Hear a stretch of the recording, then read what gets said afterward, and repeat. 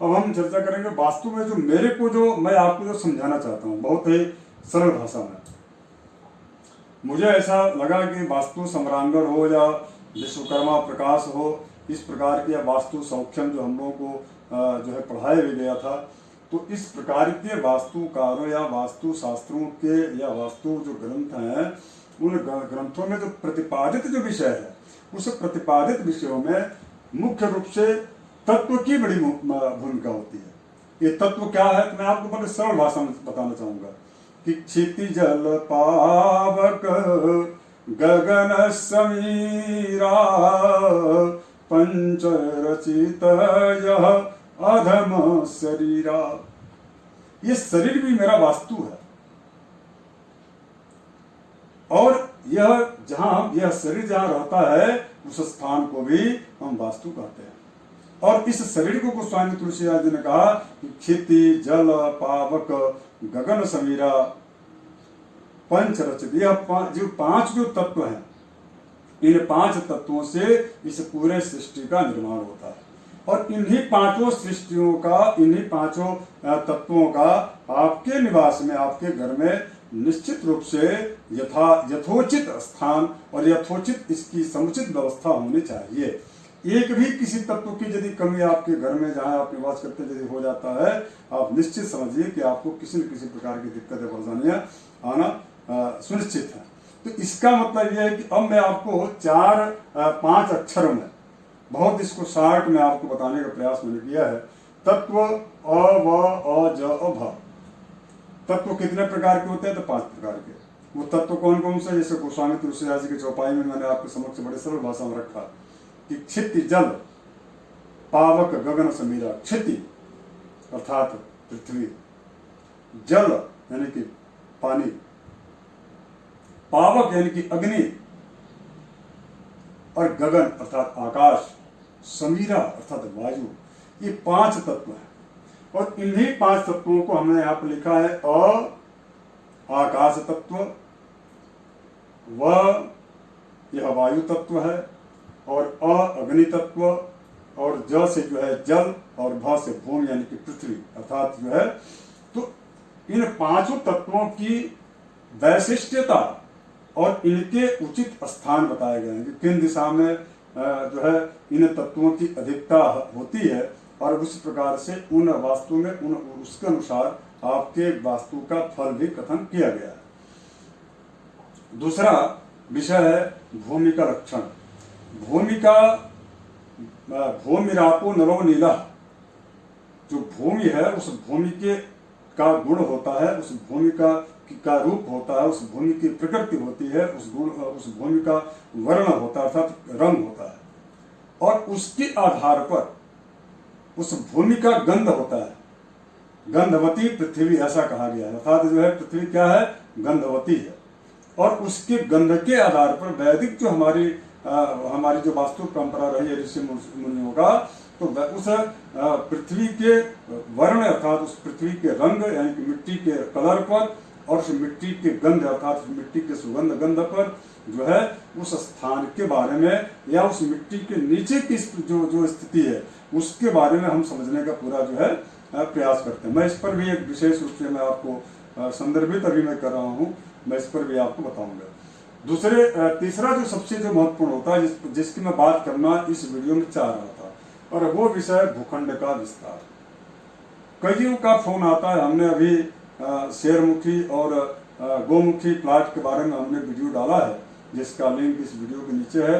तो उस वीडियो को कईयों ने देखा, देख करके उनके द्वारा फोन आते हैं कि इस प्रकार की स्थिति। तो मैं मानता हूं कि अगर यदि वास्तु के 5 तत्व यदि अनुकूल हो, और आकाश वायु अग्नि जल और जो है पृथ्वी और इस प्रकार के 5 तत्व यदि की अनुकूलता हो, और इसके पश्चात भूमि का जो लक्षण है वह भी उस जो है निवास में या उस कॉमर्शियल भूखंड में निवास, या जो है कॉमर्शियल भूखंड में व्यापार करने वाले व्यवसायी, इन दोनों के यदि अनुकूलताप्रद यदि वह भूमि उसके प्रति है, उसके लिए है। किंतु अगर यदि भूखंड का विस्तार यदि प्रतिकूल है, तो ये निश्चित रूप से उस वास्तु का जो कुप्रभाव है वह बलवती हो जाता है। मैं उसी विषय को इस वीडियो में आपके समक्ष में रखने का प्रयास करता हूँ, इसलिए क्योंकि आपके बार बार प्रश्न भी आते रहे हैं और एक मित्र ने फोन करके मुझसे कहा कि आप इस पर भी बताएं, चूंकि गोमुखी और शैवमुखी प्रताप में बहुत विस्तार से आपने चर्चा किया है, किंतु भूखंड के विस्तार और भूखंड के ह्रास का मतलब कि भूखंड का कम होना और किसी एक दिशा में, और दूसरा उस भूखंड के विस्तार के बारे में आप चर्चा करें। तो मैं उस पर आज जो है इस पर मैं चर्चा करने वाला हूँ। सबसे प्रथम चीज मैं आप सबसे आग्रह करूंगा कि आप इस वीडियो को अवश्य पूरा देखिएगा। सबसे भूखंड का जो विस्तार है वह चूंकि इस प्रकार से स्क्वायर में कभी भी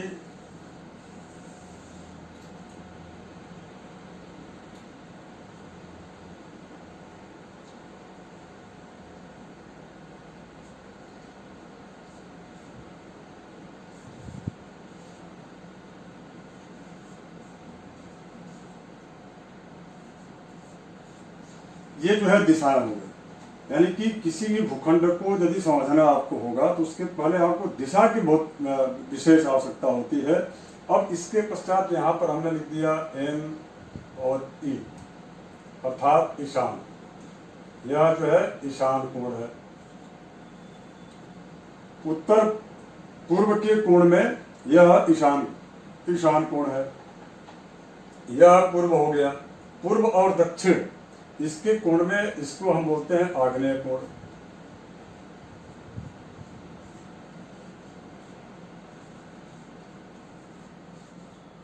इसी प्रकार से दक्षिण और ये पश्चिम, यह है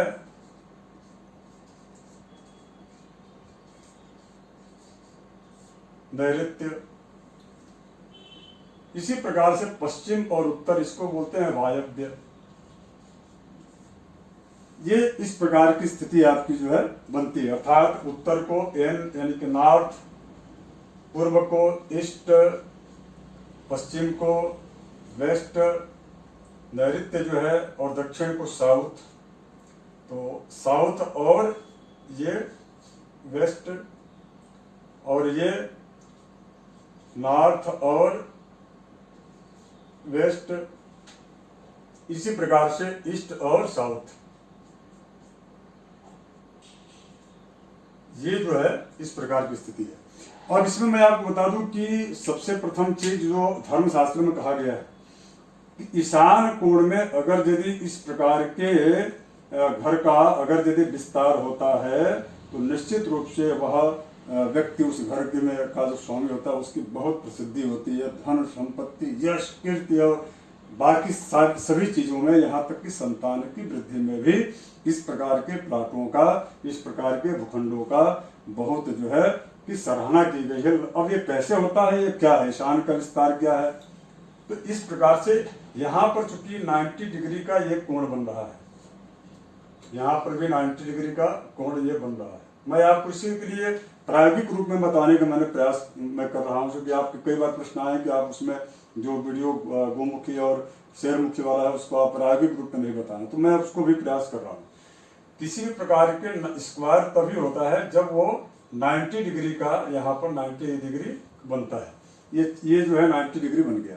अब इस 90 डिग्री से तनिक भी अगर यदि इधर इस तरफ इस ओर विस्तार होता है, जैसे इस प्रकार से आप समझ लीजिए, इस प्रकार से अगर यदि इस प्रकार से अर्थात ऐसा यदि विस्तार होता है और यहाँ पर 90 की जगह पर यहाँ पर यदि 100 डिग्री हो जाता है, यहाँ 90 डिग्री मिलता है इस छोर में, और इस छोर में यदि 100 डिग्री या 100 जो है 10 डिग्री इस प्रकार की स्थिति यदि बनती है, यानी कि 2-3 फीट 4 फीट 5 फीट जो है आगे का बढ़ जाना, और वो भी किधर, या तो उत्तर या तो इधर अर्थात या तो इधर पूर्व, इस प्रकार के, यानी कि ये वाला जो हिस्सा है यदि इस हिस्सा में यदि वृद्धि होती है उसको ईशान वृद्धि कहा जाता है।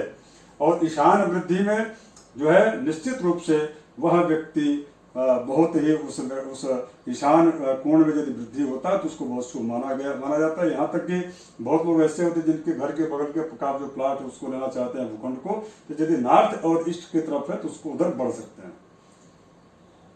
ये जो है यह शुभ होता है। और हम इसके पश्चात चर्चा करेंगे, चूंकि नॉर्थ ईस्ट के पश्चात जो है ये आपका नॉर्थ ईस्ट के पश्चात अब हम चर्चा करेंगे, अगर यदि आग्नेय कोण में अगर यदि इस प्रकार का यही वृद्धि उल्टा इस प्रकार से अगर यदि यहाँ पर होता है और इस तरह से अगर यदि इस प्रकार से यह इस दिशा में बढ़ता है तो यह गलत होता है। अर्थात यदि इस प्रकार की वृद्धि आग्नेय कोण में होती है तो आप ये मान के चलिए कि उस व्यक्ति का के जो है जीवन में जहां जैसे ही वो शिफ्ट करेगा उस घर में, वैसे ही उसके ऊपर किसी न किसी प्रकार का राजकीय दंड अर्थात जो है राजभय सताता है। कुल मिलाकर के किसी विवाद में वह फंस जाता है, आपस में विवाद होता है, आग की घटनाएं बढ़ती जाती हैं, आपस में प्रतिद्वंद हो जाता है। यहाँ तक कि कई बार देखा गया है कि लोग जो है बेगुनाह होकर के भी वो जेल की यात्रा उनको करनी पड़ सकती है, या इस प्रकार की स्थिति होती है। तो ऐसा जो है षड्यंत्र भी लोग शत्रुओं के द्वारा किया जा सकता है, जिसका वो जो है प्रभावित उससे हो सकते हैं। तो इस प्रकार के प्लाट या इस प्रकार के भूखंडों में यदि मैं उपाय भी बताऊंगा, यदि मान लीजिए किसी का है तो क्या करे, मैं इसका उपाय भी इस वीडियो के लास्ट में बताऊंगा। मैं सर्वप्रथम आपको बता दूं कि ये जो है ये गलत होता है। आग्नेय कोण में अगर यदि बढ़ा हुआ जमीन है तो वह ठीक नहीं होता उस प्लाट में। यदि इस प्रकार चाहे वो 90 डिग्री से यदि यहाँ पर 100 डिग्री बना रहा हो या 120-30 भी डिग्री बना रहा हो तो भी यह उचित नहीं होता है। इसी प्रकार से अगर यदि इस कोण में अर्थात इधर नैऋत्य कोण में अगर यदि यह जो हिस्सा है यदि इसमें विस्तार होता है तो यह विस्तार भी कष्टकारक होता है। अर्थात साउथ और वेस्ट में भी विस्तार का होना शुभकारक नहीं कहा गया है, किंतु अगर यदि यह रोग का प्रतीक होता है, रोग का जो है परिचायक होता है, अगर यदि वायव्य कोण में अर्थात यहाँ पर ये जो है वेस्ट और नॉर्थ की ओर अगर यदि इस प्रकार से उस भूखंड की वृद्धि इधर होती है तो ऐसा भी संतान के लिए यानी कि बच्चों के लिए या जो अविवाहित जो बच्चे हैं, छोटे छोटे जो बच्चे हैं उनके लिए विशेष करके कई बार तो कई दुर्घटनाएं भी हो चुकी हैं छोटे छोटे बच्चों के साथ में, जो इस प्रकार के क्षेत्र में यदि उनका भूखंड का विकास हुआ है और वो उस पर कोई ऐसा क्योंकि बहुत निगेटिविटी दे देता है, उत्तर पश्चिम के विस्तार को बहुत शुभ नहीं माना जाता। तो इस प्रकार से विशेष करके अविवाहित छोटे छोटे बच्चे या अविवाहित जो लोग होते हैं उनके लिए विशेष रूप से वो जो है शुभप्रद नहीं होता। अब हम आपको उपाय बताएंगे कि इसका आखिर उपाय क्या है। यदि ऐसी स्थिति है तो इसका हम उपाय क्या कर सकते हैं, और यह उपाय भी आपको मैं बताने का प्रयास करूंगा। देखिए, सर्वप्रथम तो जितने भी ये नकारात्मकता जो इस प्रकार की स्थितियों से भूखंडों से जो प्राप्त होता है तो उन भूखंडों से नकारात्मकता को समाप्त करने का एक दो तरीका है जो कि विशेष रूप से प्रभावी है। सबसे प्रथम चीज आपने ये देखा होगा कि किसी भी प्रकार के भूमि पूजन या गृहारंभ जब हम करते हैं तो गृहारंभ के समय पंचधातु जो है डाला जाता है जमीन के अंदर जो है। उसके पश्चात गाय के दूध और दही घी से जो है उसको परिपूरित करके गड्ढे को और उसमें पूजन किया जाता है वास्तु का और वास्तु के संबंधित जो और भी देवता होते हैं उनका विधिवत पूजन होता है। तो इसका मतलब यह है कि कहीं के पंच धातु हम उसमें डालते हैं और लौह और खैर की लकड़ी अगर यदि इस प्रकार की अर्थात इस इधर तो बढ़ना उत्तम होता है, कोई दिक्कत नहीं है। कुल मिलाकर के 1 और ये हो गया 2 और ये हो गया 3, ये तीनों तरफ जो है बढ़ना उचित नहीं है। कुल मिलाकर के यदि इस प्रकार की स्थिति बनती है तो आप जो है जो बढ़ा हुआ जो क्षेत्र है उस बढ़े हुए क्षेत्र को आप छोड़ दीजिए और यहाँ से इस 90 से यहाँ पर 3 पास के अनुपात में यहाँ से आप लेकर के और यहाँ तक पूरा इसको स्क्वायर करके 90 डिग्री में इसको बना लीजिए। इसको 90 डिग्री में पूरा बना लीजिए। और इसके बाद जो अतिरिक्त जो जगह बचता है, अब इसको कैसे बनाएंगे, तो इसको आपको ऊपर किसी भी प्रकार की कोई कंस्ट्रक्शन नहीं करना है, बल्कि नीचे ही अर्थात प्लिंथ एरिया में ही एक मोटी सी कम से कम 9 इंच की दीवार उसको चलाना है। और उस दीवार के जो है 6-6 इंच के लगभग 6-6 इंच में कापर का वायर, और उसके पश्चात जो है बीच बीच में हर 15 फीट में, हर जो है 12 से 15 फीट के बीच में आपको कापर का या पिरामिड जो है उसको आपको लगाते हुए यहाँ से आपको जोड़ाई सीधा करना चाहिए। 90 डिग्री बना लीजिए। ऊपर आप कहीं भी यदि कंस्ट्रक्शन कहीं भी होता तो कोई उसमें कोई ज्यादा इसका जो नकारात्मक जो प्रभाव, उतना नकारात्मक प्रभाव उस व्यक्ति के या उस घर के स्वामी पर नहीं पड़ता है। हाँ, इतना अवश्य है कि इस प्रकार की स्थिति को करने से निश्चित रूप से उस घर के अंदर किसी भी प्रकार की जो समस्या है, चाहे वो धन से संबंधित समस्या हो या न्यायालयीन प्रकरणों से संबंधित समस्या हो, वाद विवाद, या घर में बार बार जो है वैवाहिक दाम्पत्य जीवन यदि प्रभावित हो रहा है, पति पत्नी में तलाक और विवाद की स्थितियां उत्पन्न हो रही हैं, यदि बच्चे हैं और बच्चे वो जो है शिक्षा में उनका ध्यान न रख करके बल्कि रुग्णा हो चुके हैं, रोगी हो चुके हैं, या उनके द्वारा किसी दुर्घटना का या आत्महत्या, हत्या इत्यादि चीजों की स्थितियां बनती हैं, तो ऐसी सभी परिस्थितियों में निश्चित रूप से इतना ही कर लेने मात्र से जो नकारात्मक जो प्रभाव उसके वास्तु उसके घर पर पड़ रहा है, उसका नकारात्मक प्रभाव निश्चित रूप से न के बराबर पड़ेगा, बल्कि मैं तो बोलता हूं कि नहीं पड़ेगा। इसके बाद तीसरा एक विषय मैं आपको इसमें बता दूं कि अगर यदि इन दो ये और ये अर्थात नॉर्थ ईस्ट के अलावा अगर यदि प्रायः मेरा व्यक्तिगत अनुभव रहा है कि अगर यदि इस नॉर्थ ईस्ट के अलावा यदि जो व्यक्ति इसके ठीक अपोजिट में अर्थात इधर साउथ वेस्ट में अगर यदि वह व्यक्ति का भूखंड यदि बढ़ा हुआ है, तो ऐसी स्थिति में उस व्यक्ति के घर के ऊपर किसी प्रकार की प्रेत की साया या इस प्रकार की नकारात्मक जो आत्मा है, उन आत्माओं का भी कुप्रभाव इस व्यक्ति के घर के स्वामी पर पड़ता है। तो ऐसा यदि होता है तो भी आपको और उसके कारण उस घर में कहीं कहीं रोग की वृद्धि होती है, अर्थात उस रोग का कोई कारण नहीं होता है, लाइलाज बीमारियों का, असाध्य बीमारियों का वह जो है परिचायक होता है।